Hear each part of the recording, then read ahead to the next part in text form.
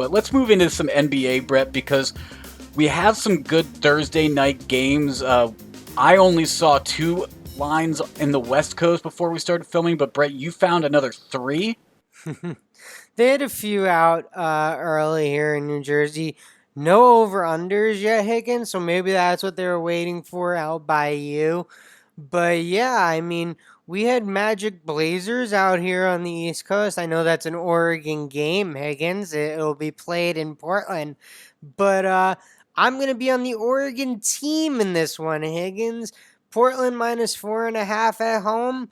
I'll take Dame Lillard at home. I know actually both these teams are beat up. I was going to say Portland's beat up, but that would be crazy not to mention how beat up Orlando has been this year. So both these teams are pretty banged up, but Portland at home, I like their odds. Vucevic has played really well for Orlando. A few people have stepped up since Fultz has gone down, but I still like Portland at home in this one. Minus 4.5. It's not too big of a number. It's still in a 2 possession game, 2 threes. So I think Portland can get that done. Fair enough. And with an East Coast team traveling all the way out to the West Coast, who knows what type of time zone lag or jet lag the Magic might have. I'm going to go with the West Coast game as well, but I'm going to stay in New Orleans with the Pelicans hosting the Rockets. I like the Pelicans at home here, and I'm going to take them as the 4-point favorites on the spread. That's just because they've won their last 3 games, 2 of which were home games. All 3 of them, they were slight underdogs.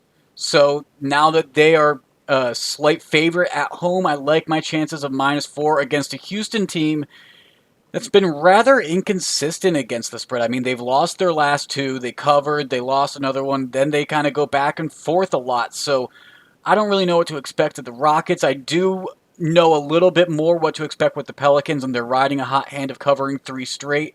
So I'm going to go with the -4 there.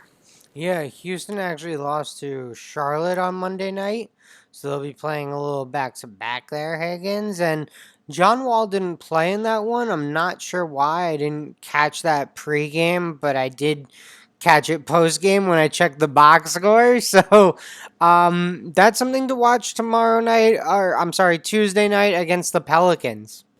It really is. And I'm going to use some of that logic that I had with the Pelicans on my next game as well. I like the 76ers versus the Kings game, and it's because of how the Kings have played, really. They've played fantastic recently.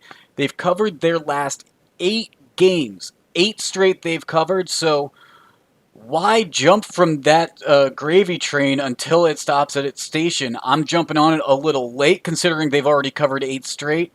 But I'm hoping since they're at home, De'Aaron Fox has had a great start to his season, great first half of his season.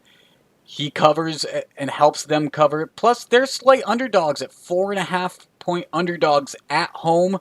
I like that from a team that's 7-6 outright at home. So Kings plus 4.5 at home. All right, that's your play on the Kings. Fair enough. I'm taking the Warriors on the road. The other team from, we'll call it North Cal. I don't know if the Bay Area is truly North Cal though. I don't know. It's kind of It's the like Bay Area. it's just the Bay Area. All It's right, just the fair Bay. enough. Fair enough. But I'm gonna take Golden State. They travel to San Antonio. Plus 100 on the money line with Steph Curry shooting the ball the way he is. Sure, I'll just take my chances. Any given night, Curry can go off. Why not tomorrow night at plus 100? Hey, that's fair enough. Over the weekend, I found myself on an interesting Curry line on Saturday night.